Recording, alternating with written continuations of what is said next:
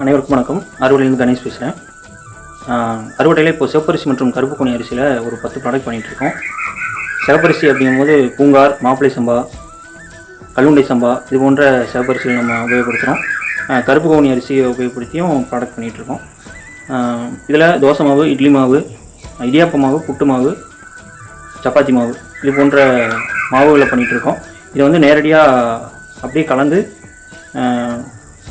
உடனே உபயோகப்படுத்துகிற மாதிரி ready to cook ஐட்டமாக பண்ணிகிட்ருக்கோம்.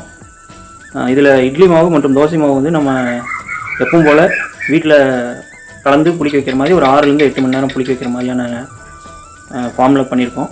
ஏன்னா மற்ற அடிக்டிவ்ஸ்லாம் ஆட் பண்ணால் தான் வந்து நம்ம உடனே ஒரு கரைச்சி வச்சு ஒரு 1/2 மணி நேரத்தில் தோசை ஊற்ற மாதிரியான ஒரு ஃபார்மை கொண்டு வர முடியும் அப்படின்னு இருக்கிறதுனால நம்ம எந்தவித ரசாயனமும் சேர்க்காமல் பண்ணணும் அப்படிங்கிற ஒரு காரணத்துக்காக இந்த மாதிரியான ஒரு கான்செப்ட் பண்ணியிருக்கோம். இதில் வந்து இட்லி மாவில் வந்து சிவப்பரிசி இட்லி மாவு கொடுக்குறோம். தோசை மாவில் எடுத்துகிட்டால் முளைக்கட்டிய கருப்பு உளுந்து சிகப்பரிசி மற்றும் கருப்பு கோணி தோசை மாவு கொடுக்குறோம்.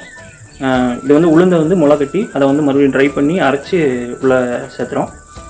அதே மாதிரி வந்து புட்டு மாவு, இடியாப்பு மாவு வந்து இதே சிகப்பரிசி கருப்பு கோணியில் உடனடியாக ஒரு 10 நிமிஷம் நம்ம செய்ய மாதிரி ஒரு கான்செப்டில் ரெடி பண்ணி கொடுத்துட்ருக்கோம்.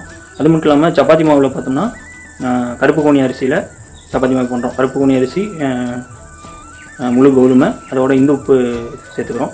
அதே மாதிரி சிகப்பரிசி அப்படிங்கும்போது இந்த பூங்கார், மாப்பிளை சம்பா இந்த மாதிரி சிகப்பரிசிகள்லேருந்து அதையும் கூட சேர்த்து சப்பாத்தி மாவு பண்ணுறோம். ப்ரோட்டீன் சப்பாத்தி மாவு அப்படின்னு வரும்போது கொண்டக்கடலை, கருப்பு உளுந்து, முழு உளுந்து, அதோட வந்து ரோஸ்டட் கிராம், அதாவது பொட்டுக்கடலை இதெல்லாம் சேர்த்து அதோட கோதுமை சேர்த்து நம்ம வந்து பண்ணிகிட்ருக்கோம்.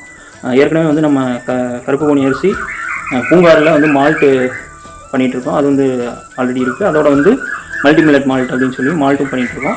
கருப்பு கோணி அரிசியில் சாக்லேட்டும் பண்ணி கொடுத்துட்ருக்கோம். இப்போ ஆட் வந்து ஒரு 10 ப்ராடக்ட்ஸ் நம்ம ஆட் பண்ணியிருக்கோம். தேவைப்படுறவங்க நான் வந்து என்னோடய நம்பர் நான் கொடுக்குறேன், வாங்கி யூஸ் பண்ணி பாருங்கள். இதில் வந்து எந்த ஒரு ப்ரிசர்வேட்டிவ்ஸோ கெமிக்கல்ஸோ அடிக்டிவ்ஸோ எதுவுமே நம்ம ஆட் பண்ணாமல் ஹெல்த் கான்ஷியஸ்க்காக நம்ம பண்ணுறோம்.